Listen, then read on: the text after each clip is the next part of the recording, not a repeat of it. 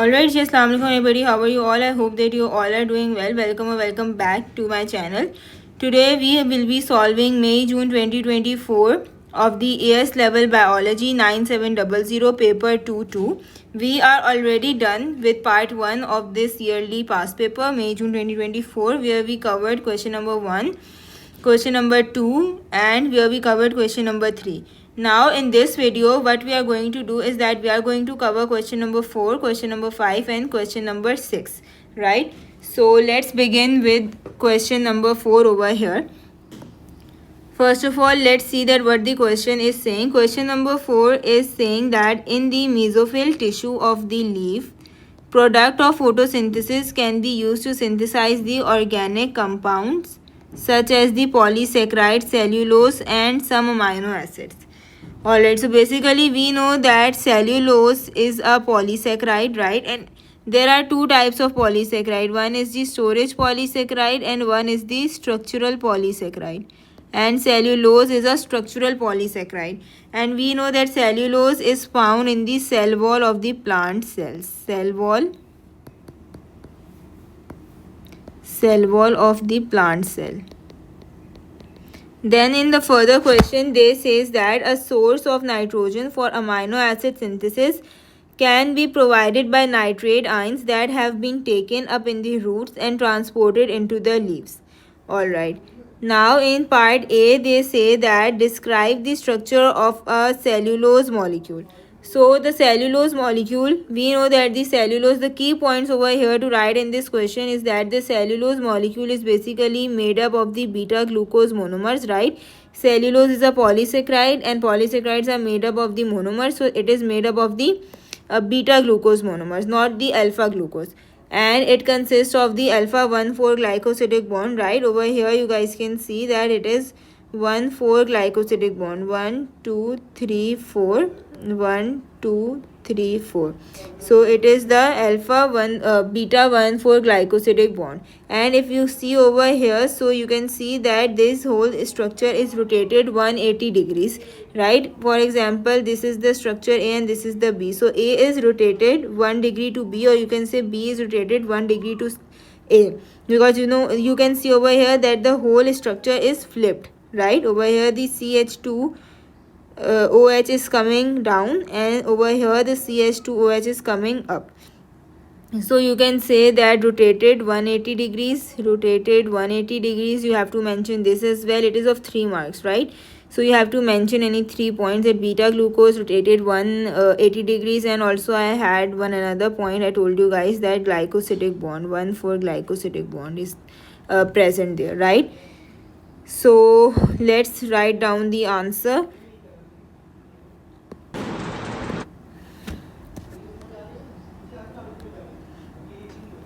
Alright, so let's see that how we will jot down the answer over here. Describe the structure of a cellulose molecule. So we can say that the cellulose molecule is basically made up of the beta glucose monomers and it is joined together by the beta 1,4 glycosidic bonds, right? And then we can say that each beta glucose molecule is rotated 180 degrees compared to the adjacent one. I already discussed it. And then a new point over here is that it forms a linear and an unbranched chain. So you have to remember this as well, that the cellulose molecule forms a linear and an unbranched chain, right? So that was it for part A. Now let's move on to part B over here. Now let's have a look at part B over here. Part B says that studies of nitrate uptake and nitrate metabolism helps to provide the information to the scientists who are investigating the ways to increase the yield of the crop plants. Then it says that the first step of the nitrate metabolism in leaf cell is the reduction of nitrate to nitrite, catalyzed by the enzyme nitrate reductase. The activity of the enzyme can be studied by detecting the presence of the nitrite formed, right? So basically they are saying that there is an enzyme which is converting nitrate into nitrite, and that enzyme is NR, which is the nitrate reductase. Researchers, part 1 says that the researchers have found that adding nitrate to the leaf tissue results in an increase in the messenger RNA molecule of the gene NR, which codes for the nitrate reductase. Means that they are saying that the mRNA the mRNA, the messenger RNA increases in the cell, right? And this mRNA codes for the nitrate reductase, right? It means that the more nitrate reductase would be formed as there is more mRNA. Then they say that share one benefit of the leaf cells of an increase in mRNA molecule of gene NR after the addition of the nitrate. So if there would be more mRNA of the nitrate reductase enzyme, so more nitrate reductase enzyme would be produced. And if there would be more nitrate reductase enzyme produced, then there would be the faster reduction of the nitrate, faster reduction of the nitrate into the nitrite, right? And it will help the plant make the amino acids more quickly. Why? Because nitrite is used to make the amino acids. So let's jot down the answer. Let's see that how we can write down its answer. We can write it answer as that more nitrate reductase is produced as more mRNA for the nitrate reductase is there. So more nitrate reductase is produced and it increases the rate of nitrate reduction, right? और ये इस तरह से significant होगा that जितनी जल्दी nitrate reduce होगा इतनी जल्दी जो है वो it will help the plant to make the amino acids, right? So that was it about part B. I hope that you have got it. Now let's move on to part 2 over here. Part 2 over here is about the colorimeter, which is an instrument. Part 2 over here says that one method used to detect the presence of the nitrite formed from the reduction of the nitrate in the leaf involves. Part 1 is using an inhibitor to prevent the nitrite from taking part in the further reactions in the leaf tissue. And the next point they have given us is that immersing the leaf tissue into a solution containing a colorless test reagent. Then it says that the nitrite from the leaf tissue enters the surrounding solution, changing the color of the solution to magenta, which is the you can say the reddish purplish color. And then it says that suggests why using a colorimeter can improve this method to detect the presence of the nitrite.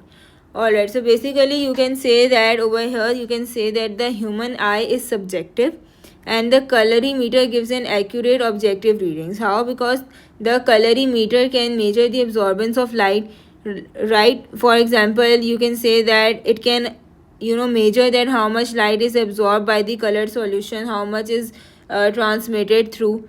And then we can say that the stronger the color, it means that more the nitrite is present in the solution, right? So we can say that the colorimeter shows the exact concentration.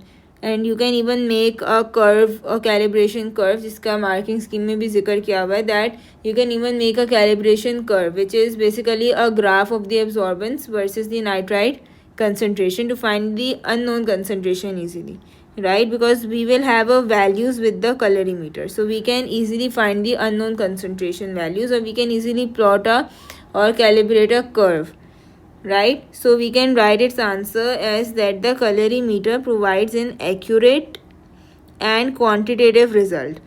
Because why it is providing a quantitative result, why it is providing a more accurate result, or why it is providing a result which is in the form of the you can say quantities, exact quantities. So it is because we can, or you can say the colorimeter can measure the absorbance and the transmission reading from the colorimeter, right? And these different intensities of the color relate to the different concentration of the nitrite, right? So this is all about the part 2 of B part of this question. This is the suggestive question, और suggestive question के बारे में आप लोग याद रखिएगा that these are the questions जो usually आपको in most of the cases question के end में मिलते हैं, right? लेकिन जब भी आपको इस तरह का suggestive question आए ना, तो आप लोग समझ जाइएगा कि आपको इसमें अपनी knowledge तो लगानी है, but you have to get into some critical thinking for the suggestive questions as well. तो मेरा तो यही advice है सबको कि leave the suggestive questions for and, ताकि एंड में अगर आपके पास इतना टाइम है और इतना आपके अंदर एनर्जी है तो आप ही सजेस्टिव क्वेश्चंस करें, These sort of questions, ये जो हमारे पास suggestive questions होते हैं, these are the questions that separate an A student from an A star student. Right, so these are the type of the question, these suggestive questions are the questions जो कि A को A star के student से separate करते हैं. Right, so that was about part 2. Now let's move on to part C. So now let's move on to part C over here. Part C says that in the leaf, transport of the amino acids from the mesophyll cells to the companion cells involve using a number of different membrane transport proteins called the amino acid transporters. There is an evidence that amino acids can move from the apoplast into the cytoplasm of the companion cell using the same transport mechanism that is used for the sucrose transport. Right, sucrose is, हमें पता है कि sucrose किस तरह से transport होती है, by the help of the को transport. Right, so part 1 says that outline and explain the sequence of events that occur which allows the amino acids to be transported from the apoplast into the cytoplasm of the companion cell. So first of all, look at this diagram over here. You can see that this is the companion cell and these are the sieve tube elements. Right, this is one sieve tube element, then this would be the other sieve tube element, and this would be the other sieve tube element. So now basically they are saying that how the amino acids are transported from the mesophyll cell into the companion cell. So we have to simply tell this process. So इस process को हम लोग किस तरह से we can tell that the protons are pumped out of the companion cell. सबसे पहले तो we know कि protons जो H positive ions हैं, they will be pumped out of the companion cell. The H positive ions will be pumped out of the companion cell into the apoplast, which is the cell wall. Right, and it would be by the process of the active transport using ATP. Right, and what will happen that the H positive ions, or you can say that the proton, will build up in the cell wall, or you can refer to the cell wall as the apoplast as well. Right, you can refer to the apoplast as the cell wall as well. So what will happen that hydrogen ions will go into the cell wall of the companion cell, and the H positive ions will build up into the cell wall of the companion cell. What will happen that when there would be a high concentration of H positive ions in the companion cells, so the protons or the H positive ions will move back into the companion cell by the process of the facilitated diffusion through a transport protein. Now we know that facilitated diffusion requires a transport protein, right? So it will move back into the companion cell via the transport proteins, and then what will happen that as the protons or the H positive ion moves back into the companion cell through the facilitated diffusion via transport protein, so these H positive ions co-transport amino acid as well. And co-transport means that the amino acids also use the same transport protein which is used for the, you can say, the H positive ions. Right, so what will happen that the protons will co-transport the amino acid into the cytoplasm using a co-transporter. Co-transporter क्या होता है, वो भी एक तरह का protein ही होता है. Right, moving amino acid against their concentration into the companion cell. Now let's have a look at how we can write down its answer. We can write down its answer that the protons are pumped out of the companion cells into the apoplast by the active transport using the ATP, as I had already told you guys. Right, and this will, what will it do, that it will build up a high proton concentration, or you can say the proton gradient in the apoplast, which you are calling a cell wall. So the protons move back into the companion cell by the facilitated diffusion through a transport proteins, and that protons co-transport the amino acid into the cytoplasm as well using a co-transporter, moving amino acid against their concentration gradient. Right, so I hope that this part is clear to all of you. Now let's move on to part 2. Part 2 over here says that suggest why amino acid transporters are not needed to move the amino acids from the companion cell into the phloem sieve tube elements. Now in this question they are saying that why no amino acid transporters are needed to move the amino acids from the companion cell into the phloem sieve tube. Now if you see the companion cell and the phloem sieve tube, so you can over here see that there are the gaps between the companion cell and the phloem sieve tube element. So these gaps are known as the plasmodesmata, right? So these plasmodesmata are the tiny channels which are present between the companion cells and the sieve tube elements. And amino acid can just easily, or you can say directly, diffuse through these channels along their concentration gradient. So there is no need for an extra transporter protein, right? So this is how we are going to write the answer down. So let's see that how we are going to write the answer. We are going to say that plasmodesmata are present between the companion cells and the sieve tube elements. Amino acid move down their concentration gradient through these plasmodesmata, right? So this is how you are going to write its answer. Now part D. This is a very lengthy question. Question number 4 of this paper is extremely lengthy. It has 4 parts, but the parts are excessively like A, B, C, D. It has 4 parts, but it also has further a lot of parts, and it has a lot of information to read as well. So this question is definitely a lengthy question. So now let's move on to part D. It says that to investigate the nitrate uptake, roots can be cut and removed, excised and placed in a buffered solution containing nitrate ions. The root tissue can be analyzed to determine the quantity of the nitrate taken up over a set time period.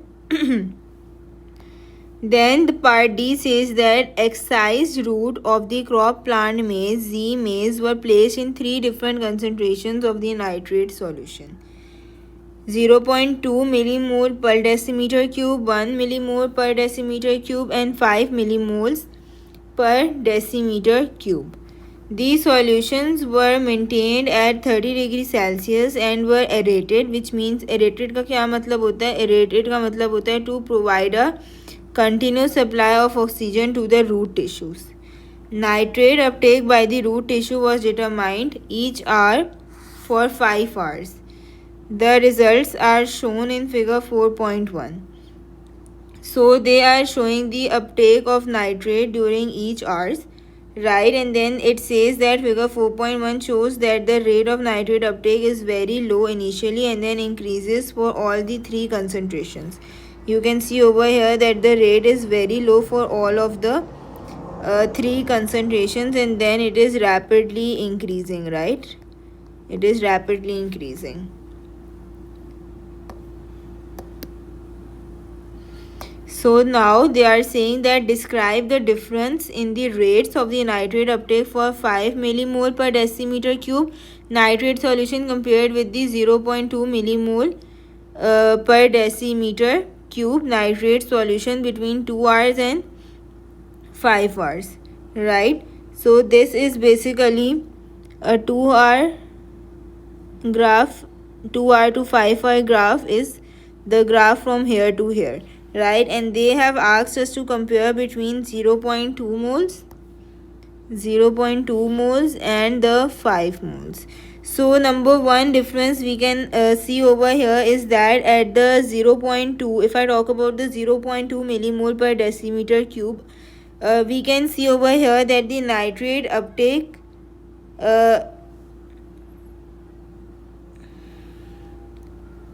if I talk about the 0.2 millimole per decimeter cube over here, so you can see that the 0.2 millimole per decimeter cube is showing a constant rate from the 2 hours to the 5 hours, right?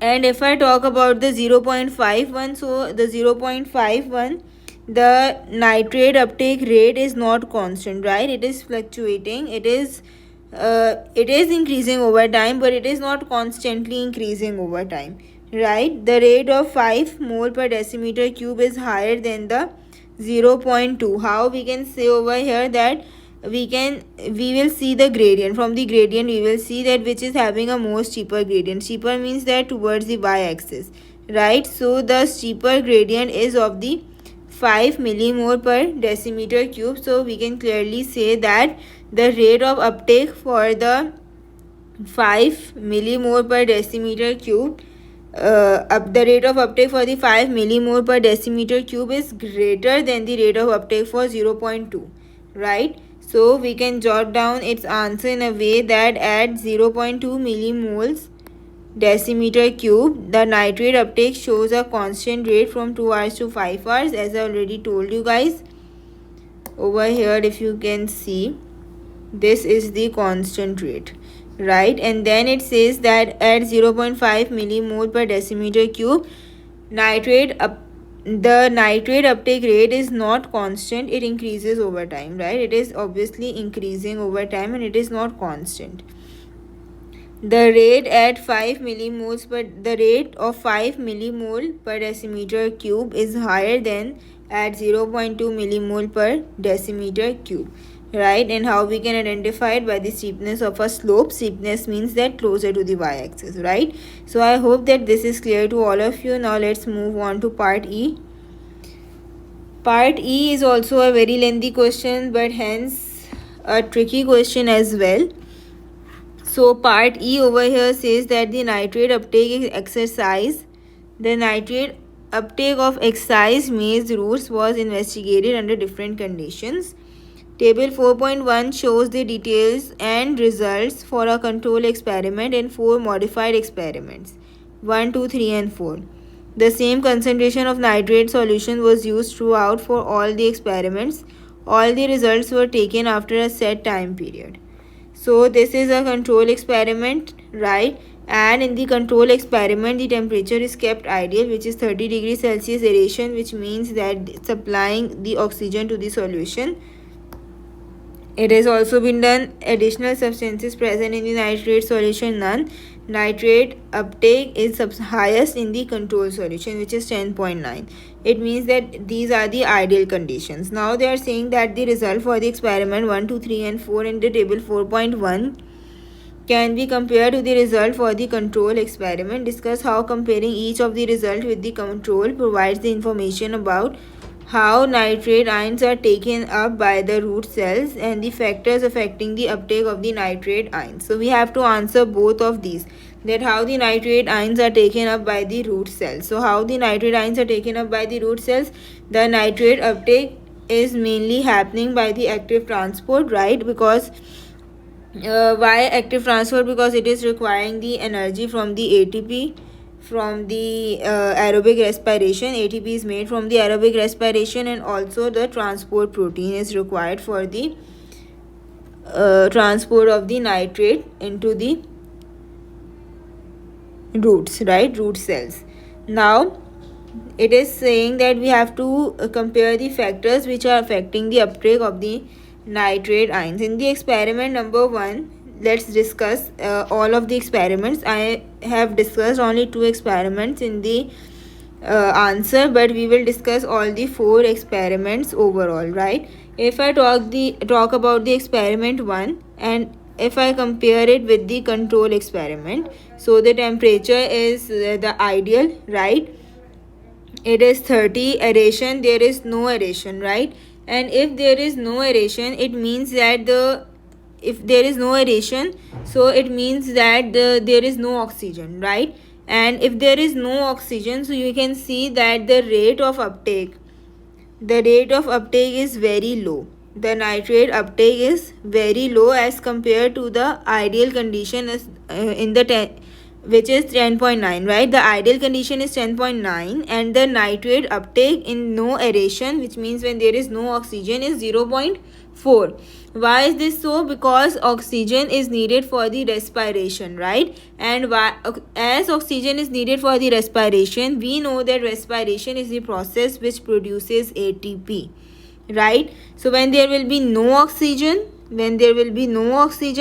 so there will be no aerobic respiration, and when there will be no aerobic respiration, so there would be no ATP produced, and ATP is necessary for active transport, right? And ATP is necessary for the active transport. So I hope that you guys are getting what I'm trying to explain over here, right?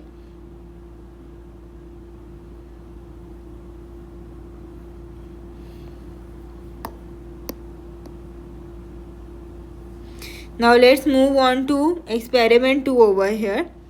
Now if I talk about the experiment 2, so in the experiment 2 you see that the temperature is very less as compared to the control temperature, right?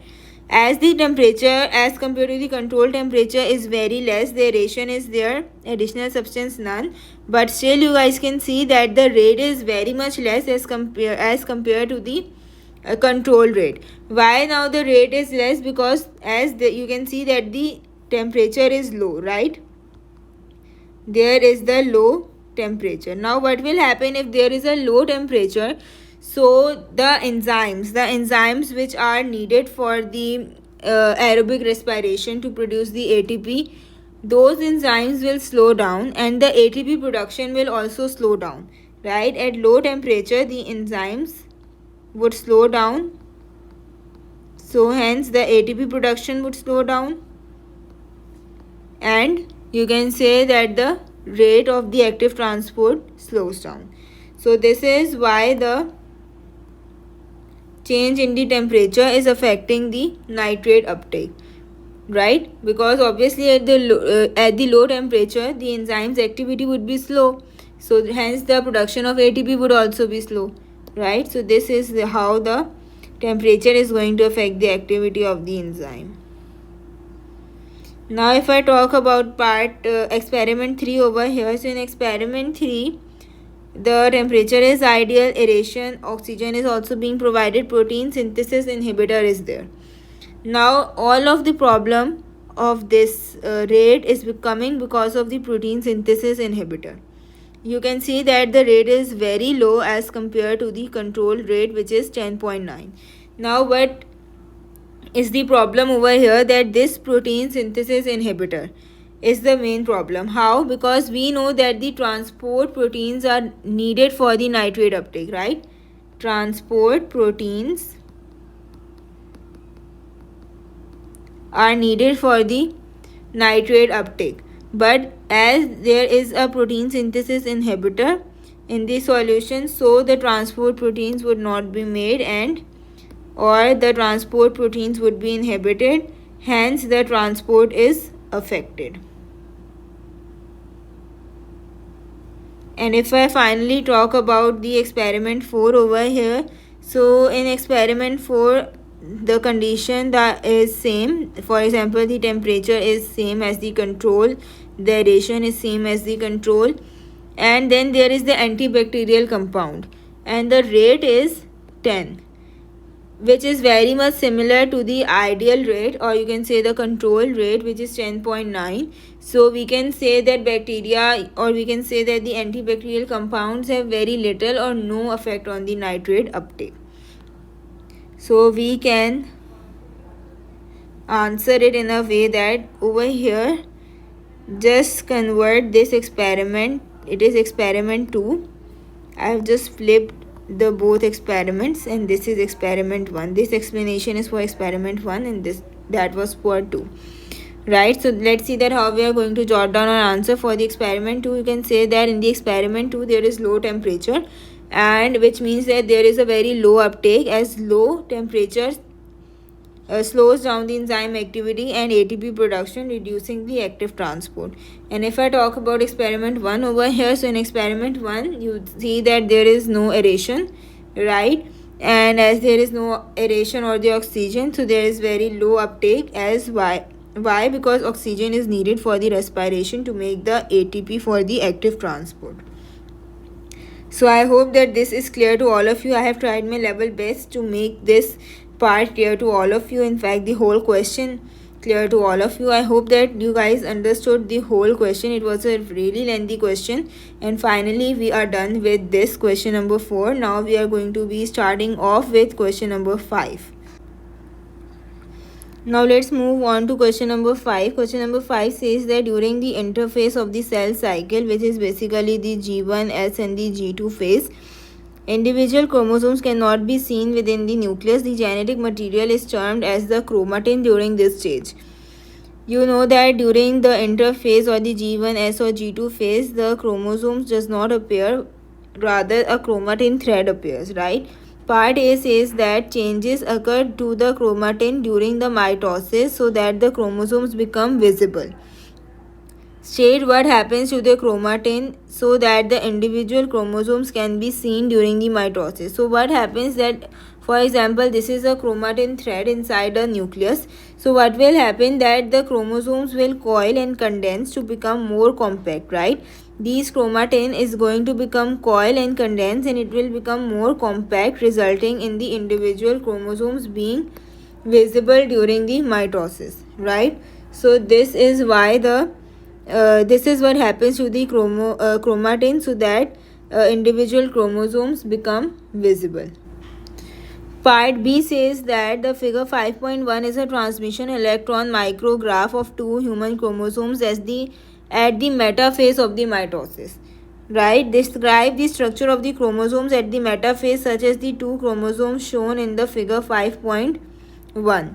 Now basically what happens at the metaphase? At the metaphase the chromosomes are lined up at the equator of the cell, right? And the spindle fibers are attached to the centromere of the chromosomes. So the chromosomes are lined up at the equator of the cell at the metaphase and the spindle fibers are attached to the centromere of the chromosomes, metaphase. So now they are saying that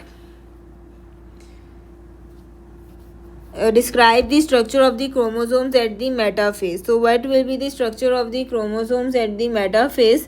We have to understand that during the metaphase the chromosomes are at their most condensed form, right?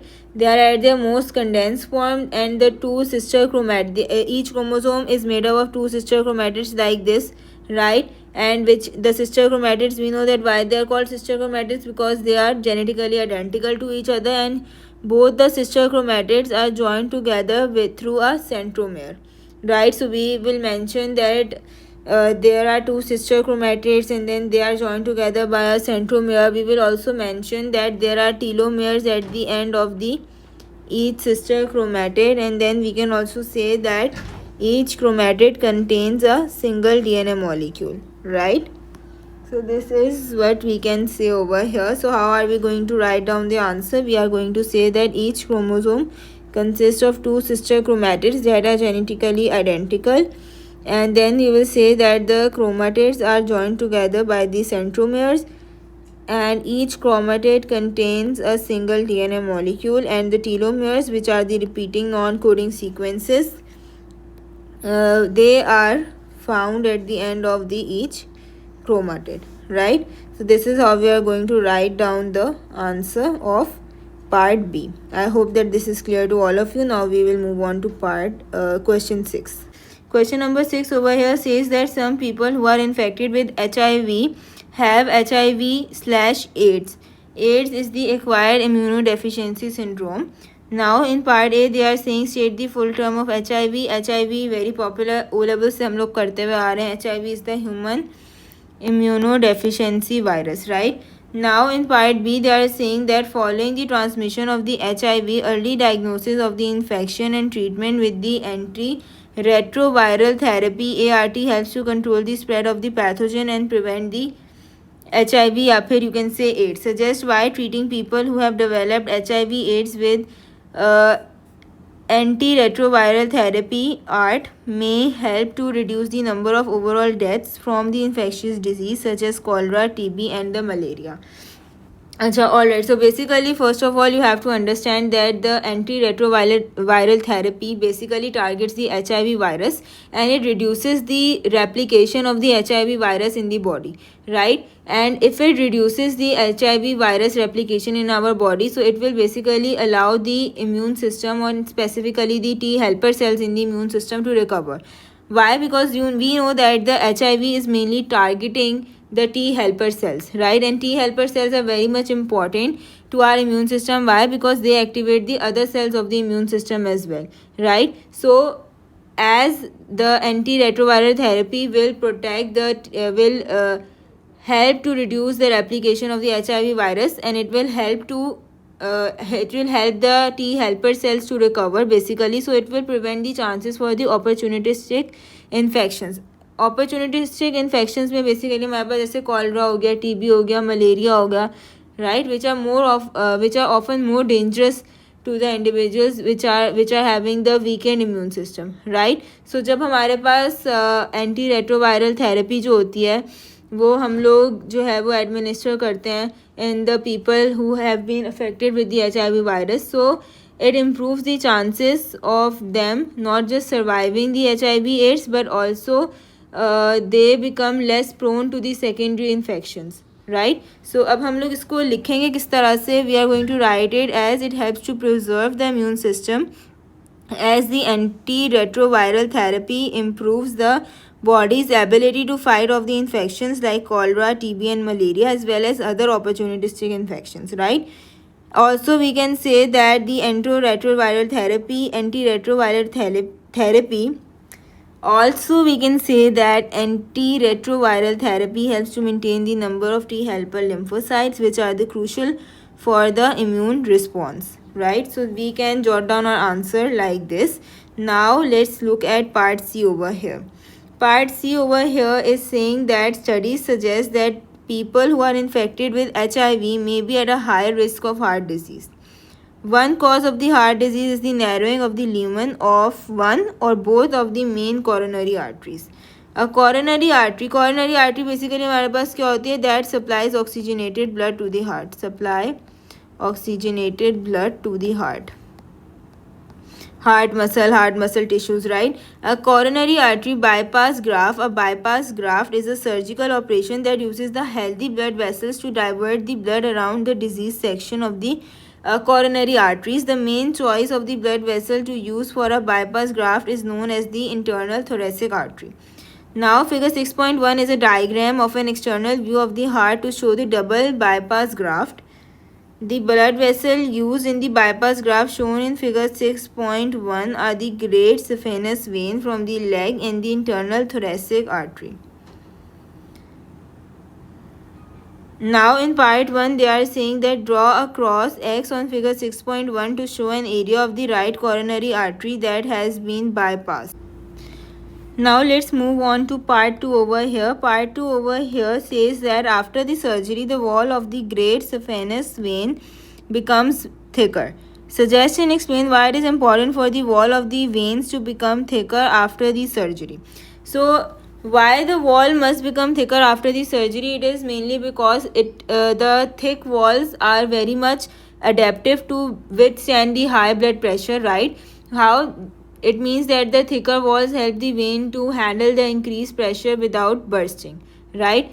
इससे we can also say that it is thick. So why it is thick? Because it is having more smooth muscles and elastic fibers which will help the blood to flow, right. Movement of the blood, flow of the blood में वो बहुत ज़्यादा हमें help करेंगी. So it is also a suggestive question and we have to explain it as well. तो हम suggest क्या करेंगे, that why it becomes thicker to withstand the higher blood pressure, and इसका reason हम लोग explain कैसे करेंगे, that the thicker wall helps the vein to handle the increased pressure without bursting. Alright, so that was it for the whole paper of May-June 2024, paper 2-2. I solved this paper on the request of the students and I really hope that you guys understood the whole paper very thoroughly and clearly, and if you have any confusion you can ask it in the comment section below. Do remember me in your prayers. From my side, I wish you all a very best of luck for your upcoming examinations. Keep working hard. Also, I am starting my paper 1 online past paper session for AS level biology 9700. It will be a 5 days online marathon आप लोग कह सकते हैं. It will be conducted on Zoom 5 days. 27th May से ये session हमारा start हो रहा है and it will continue till 7th June, and we are going to solve the specific papers over here. If you want to enroll in it, so you can contact at the given WhatsApp number. You can message over there and our team will tell you that how you can enroll in this course, right? So take care everyone. Have a good day. Allah Hafiz everyone.